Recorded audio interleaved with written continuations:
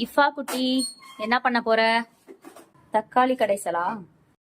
இப்ப நான் இன்ஸ்ட்ரக்ட் பண்ணுவேன், அதை கேட்டு கேட்டு அப்படியே இஃபா சமைப்பாங்க.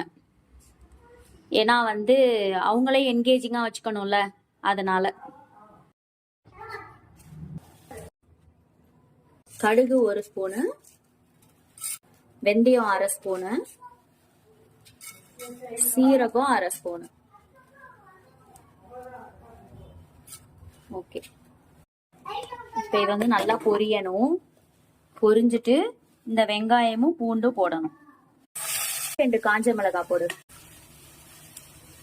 2 பச்சை மிளகாய் போடு. அங்க ஒரு சைடு வதங்கிட்டு இருக்கு, அதுக்குள்ள நம்ம காயெல்லாம் கட் பண்ணிடுவோம்.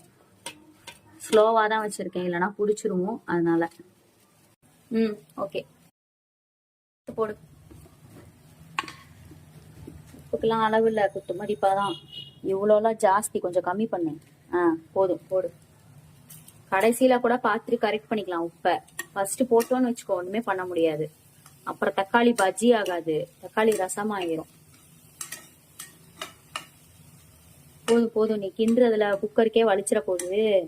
அடுத்தது போடு, இந்த கட் பண்ணி வச்சிருக்க வெஜிடபிள்ஸ் எல்லாம் போடு.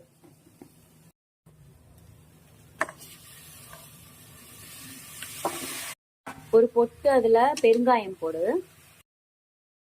1/2 கிளாஸ் தண்ணி ஊத்துதுல.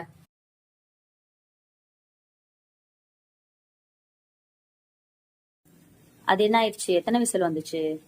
5 விசில் வந்துருச்சு. ஆஃப் பண்ணிடு. விசில் போயிடுச்சு, ஓபன் பண்ணு. அதுக்கப்புறம் நல்லா மேஷ் பண்ணு. ஓகேவா? நல்லா மேஷ் ஆயிடுச்சா? இப்ப இந்த கிரேவியோட குவான்டிட்டி நம்ம குடும்பத்துக்கு பத்துமா? பத்தாது. பத்தாது. அண்ட் தென் காலையிலக்கும் இததான் அம்மா வச்சு ஓட்ட போறேன், சரியா? அதனால இது 2 வேளைக்கு வேணும். சோ நீ என்ன பண்ற, ஒரு செம்பு சுடுதண்ணிய காய்ச்சுற, ஓகேவா? ஒரு செம்பு சுடுதண்ணி காய்ச்சி அதுல ஊத்துற. கொதிச்ச தண்ணிய இதுல ஊத்த போறோம், அவ்வளவுதான். கிரேவி இப்ப குழம்பா மாறிடுச்சு. கிரேவி குழம்பாக மாறிய தருணம்.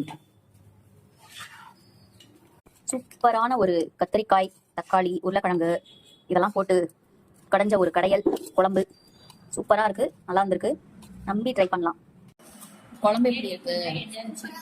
சூப்பரா இருக்கா?